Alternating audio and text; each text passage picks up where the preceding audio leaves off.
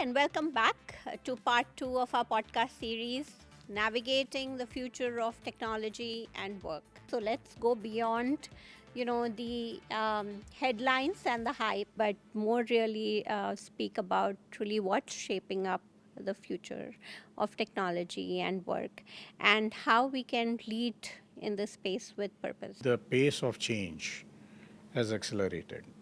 And it's not just about one technology, but many technologies, right? So in fact, we look at technologies in 6 different categories. So sensing technologies, which is all about actually dramatically either reducing the cost of actually capturing or accumulating data, or dramatically improving the fidelity or the resolution of data using things like quantum sensing or nano sensing or things of that sort. Communication technologies are also improving, various kinds of communication modality. Data and data management technologies, in particular knowledge engineering, and how do you actually go from data engineering to knowledge engineering, which is the foundation of a lot of AI. Of course, AI, both physical and digital, so robotics and sort of digital AI. Within computing, you have your quantum, but not just quantum. There are other newer architectures that are evolving, like neuromorphic, for example.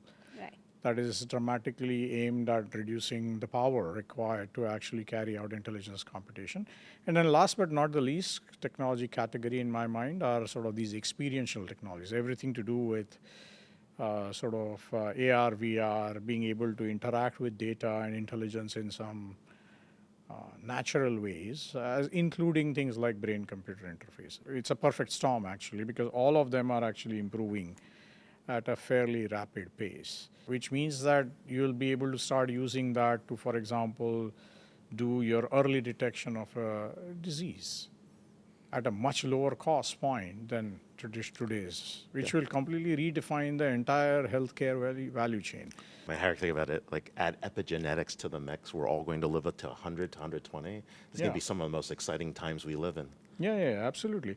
And this whole notion of precision, medicine or precision oncology, their ability to actually decide on what molecule or what drug to administer to a patient that is sample size of 1 is the future, right? And you'll be able to 3D print that in the hospital. Today, that seems like far-fetched, but that's really sort of what is going to happen in the next few years. And with all these different technologies coming together, you're actually going to make that happen. We're building to the Star Trek economy. Yes, exactly. That's true. I also want to move to, from quantum, which is as disruptive as it's going to get, to some of the more AI imperatives. So what are you seeing in terms of AI moving from pilots to outcomes? I think the first wave of usage of this whole AI, Gen AI or traditional AI, if you will, was more, I would say, to get information and automation at the fingertips of people. We call it sort of more of an assisting people in improving their productivity. I think the next wave, which is we are sort of probably just at the cusp of, is really using that intelligence to augment people's decisions, to make them better decision makers. So now we are actually reaching a point where you could potentially digitalize, if you will, a lot of the tacit knowledge and utilize that to actually dramatically improve sort of the creativity of people and get them to make better decisions, and thereby actually sort of keep pushing the people, accelerate, if you will, functional excellence and things of that sort. So that's a huge opportunity, rapid shift that is happening. So now the interesting question is, when you actually take a problem or a value chain, how do you decompose the problem into different parts, and then you decide which flavor of AI would you use. Not just which flavor, but if you use Gen AI or models, within that also there is gradation. You have sort of what I would call as world-wise models to industry-wise models to enterprise-wise models to potentially activity or task-wise models. They all have to be trained differently. They have to be trained with different data sets. They have different cost-performance trade-offs. They have accuracy trade-offs and so on and so forth.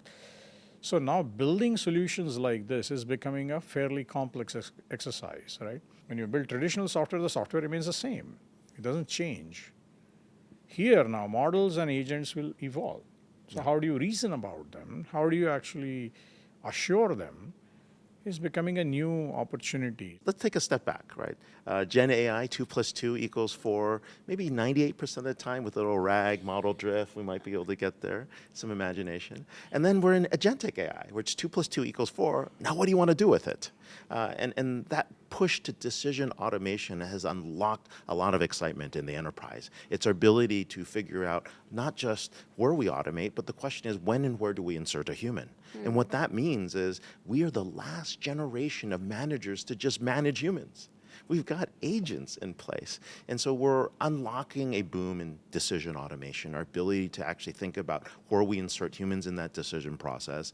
And that gets to real outcomes, which is getting enterprises very excited about where AI is going. Thank you, Ray. Dr. Harrick, maybe to you, where is TCS, and especially coming in from research and innovation perspective, creating the real impact with AI for clients? We have been really sort of asking the question, how do we look at sort of value chains? Can we, as I was saying earlier, augment people to make better decisions or potentially even transform value chains so that you can actually completely rethink that particular value chain, completely redefine value. Let's say drug discovery. So really asking the question, can we find ways to dramatically accelerate the drug discovery cycle? The early cycle today, molecule discovery and whatever, it takes 4 to 5 years. Is it possible to bring that down to 4 months? Whether it's software engineering, whether it is personal finance, a lot of these things are likely to get shifted. And that is really where a lot of our research and innovation investments are. And all of them are sort of almost value chain redefinition opportunities significantly beyond just productivity improvement. That transition we're talking about from augmentation to acceleration to automation to agentic and now to almost advisors that are autonomous, I think that compression is happening very quickly. Yes. Let's take AI at the most basic level. It's data, it's compute, and it's energy. And all three of those are moving in the right direction to allow these innovations to happen. And you guys are involved in all three of those capabilities, either directly through TCS or directly through the Tata companies. And this is why I think you're going to see a lot more integrated approaches to solve these problems, because these are not just point solutions. These are systemic issues that every organization is trying to come at. And I think it's going to require that holistic thinking to be able to succeed, especially at the speed that we're operating in. Yeah. Thank you both. This was such a rich and grounded conversation.